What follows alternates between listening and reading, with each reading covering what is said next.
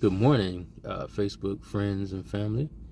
Just wanted to continue the story, the dating and Instagram model. So this will be part two. So, from where we left off, my initial meeting of this person was to further my business. I wanted them to be the main model for my clothing line. And I felt that with their influence, with the amount of social media attention they had, as far as I think I mentioned before, at that time they had I want to say like 8 million Instagram followers. They had a very thriving YouTube channel. They would do like vlogs and things of that nature about trips and things they were going on.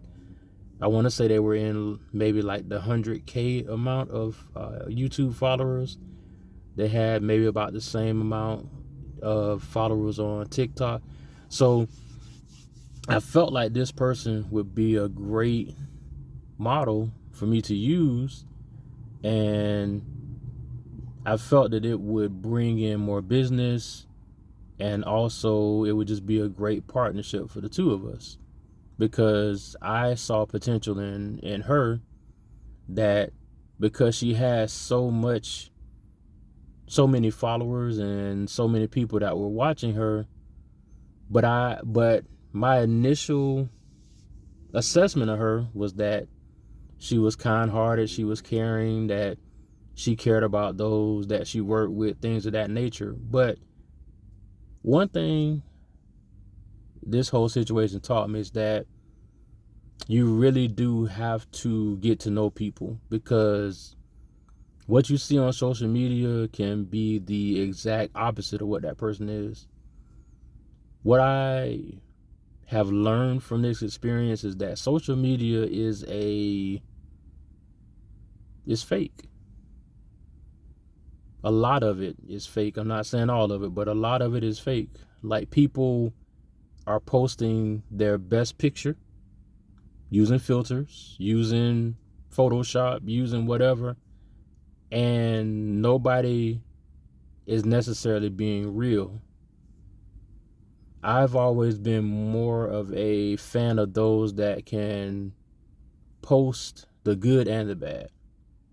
So, not to get off topic, but once we came to the agreement, we made, she let me know through her management team.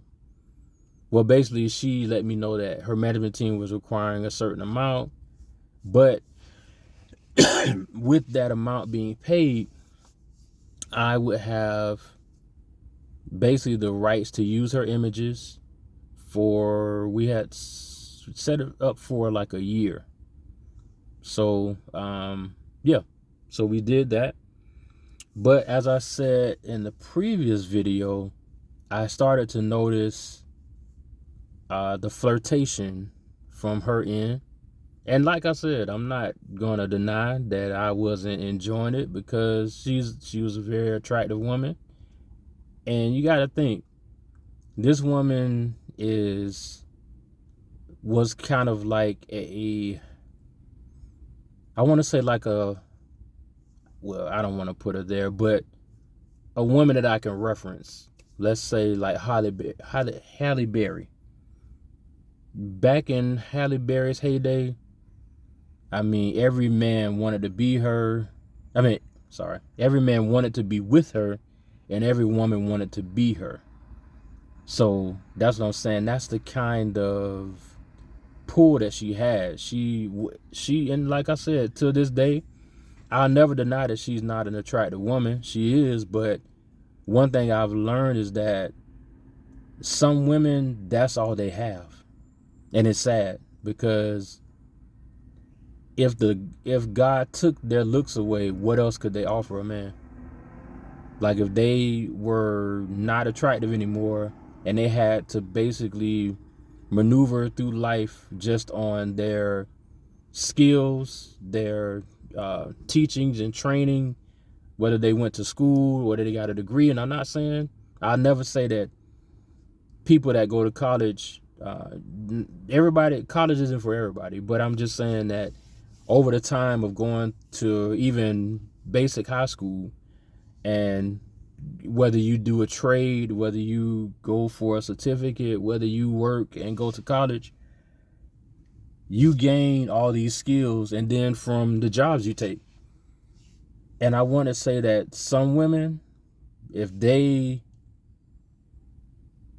skated through life off their looks, I feel bad for them, because if that day comes when they hit that wall and those looks are gone, what do they have to show for it? So going forward in the story, we begin to flirt with each other, and we definitely express the attraction to each other. And I also felt that she saw my ability to create some good designs, and I think that really kicked it off for us too. And what we ended up working with was, not only was she going to be the model, but I was also going to do some graphic design work for her, as far as like a website for her, do some merchandise. Because one thing I noticed is that she did so much modeling, but she had nothing of her own. Like, she didn't really have a logo for herself. She didn't really have merchandise for herself. Considering like all of the different types of clothing she would model, I really felt that she was doing herself a disservice by not trying to at least launch out there some kind of clothing line with her own logo, with her own branding, things of that nature. So that also became a part of our agreement, that while she's modeling for me, I help her work on her own kind of clothing line or branding or things of that nature. So just to really get into it,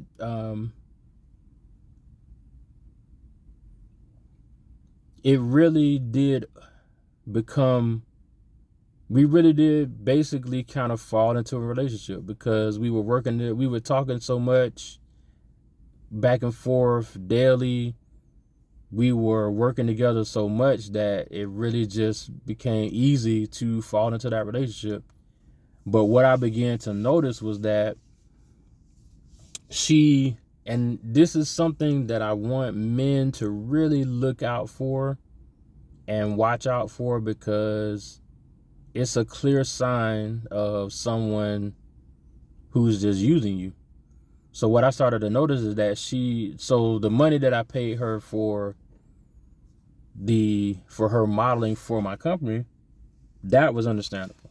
That when I did the first model that I used, same thing. I had to pay her management team the money for her to do the modeling and to take the pictures and everything.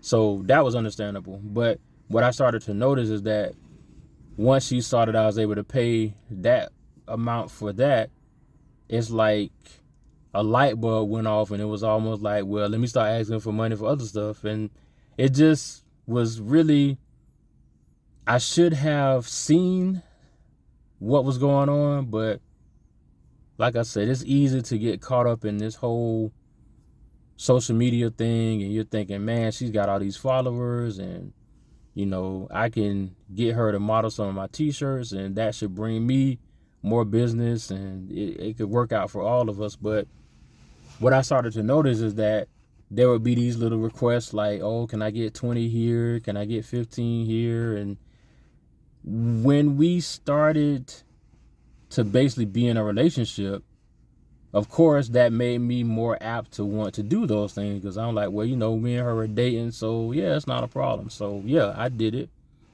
But what I started realizing is that she always would request that before she would do something. Like, oh, well, send me 15 for gas, and then I'll meet you for this. Send me 20 to get my hair done, and I'll meet you for this. And I started noticing that's the pattern that it became. And I will be completely honest. Every time I would send her money and she would promise to meet up with me, she'd disappear.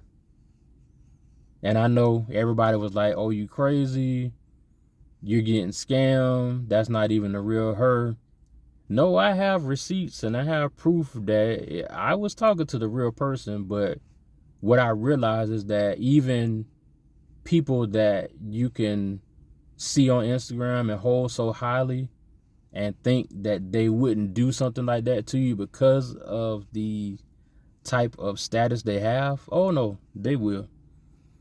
And I had so many friends that were like, man, you being scammed. I had excuse me, family members that were saying the same thing.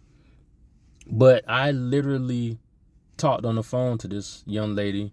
We talked, at least a couple times a week. And that was the thing, that it was that.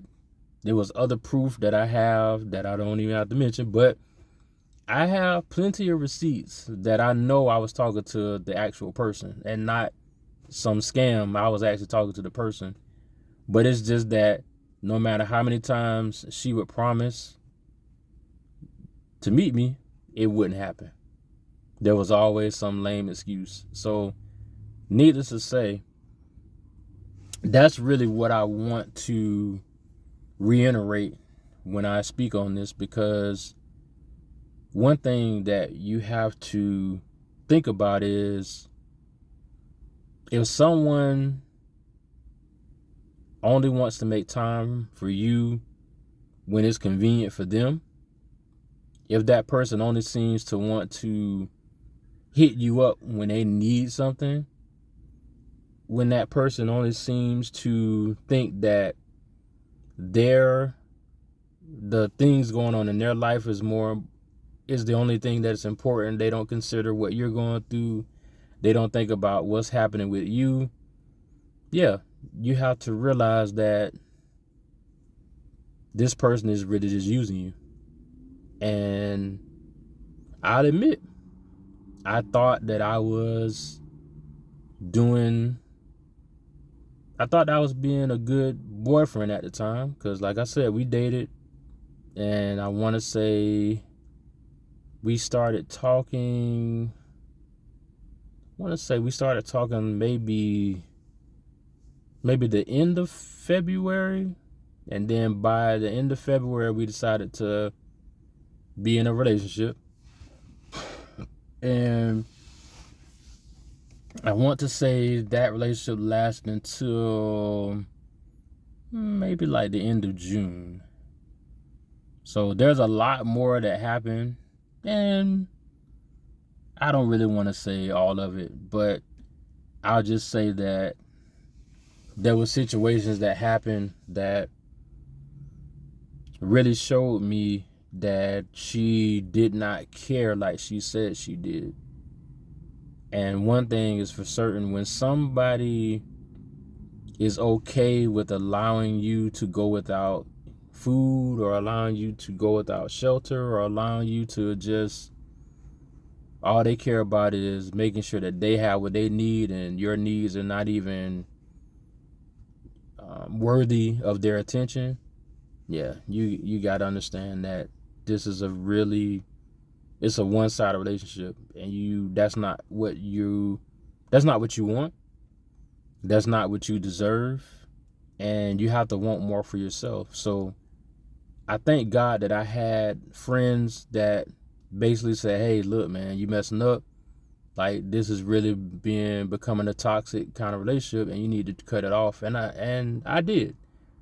It was hard because that person, once they have you in their grasp, they can say anything to get you to conform to what they want. But what I started realizing, it was a pattern.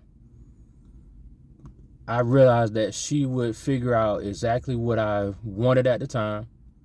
She would promise that to me and then say, but hey, before I do that, I need you to send me this amount. I need you to send me this. And it got to the point where it almost became comical, because I'm like, so you really think that I'm gonna keep going, falling for this. It was almost like the whole Charlie Brown and the Lucy thing, where she would ask him to kick the football and she would snatch it away. It's just that one day I finally got a couple friends that were like, look, man, like, this is what it is. I see what she's doing to you. You got to cut it off. And I did. So I'll go ahead and end it here for part 2. And then I'll come back with a part 3 to finish it up, because there's a little bit more I want to add to the story. But just my main point, if you didn't hear anything I said, is just that know your worth. Know that in a true relationship, there's give and take, there's compromise, and that person you shouldn't feel like the relationship is one-sided. Like, if you're doing all the communicating, if you're doing all the bending over backwards, if you're doing all the changing your schedules and doing all you can do to accommodate them, you have to realize that that person is really taking advantage of your kindness.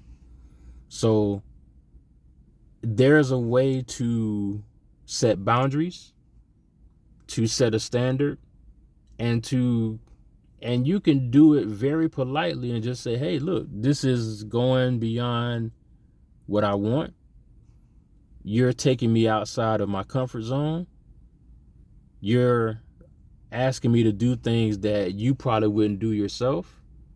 Because one thing that I know that I did a few times, I said, hey, if I did this to you, how would you react? And that person's response was total silence, because they knew that if the roles were reversed, they would not have taken what I took. So thank you for listening, and definitely I will come back with a part 3 to finish this up. But again, I pray that if we do not see each other before the new year, I pray that you have a wonderful new year, and I pray that you will just open your eyes to the opportunities that God has for you. Don't bring the same toxic relationships. Don't bring the same negative attitude. Don't bring the negative speech, because as it said in God's word, life and death is in the power of the tongue. So even if you felt like going into 2025, you don't have anything positive to say, don't say anything at all. I would say don't say anything until you find a scripture, until you receive a word of encouragement that you can bank on, and speak that. So again, I wish you a wonderful Tuesday. I pray that you would be protected, that God's favor would be with you, and that you would enjoy your Tuesday, New Year's Eve. Not sure how you're going to bring in the new year. Just pray that you do it safely, and let God have his way in your life. Thank you, and God bless you.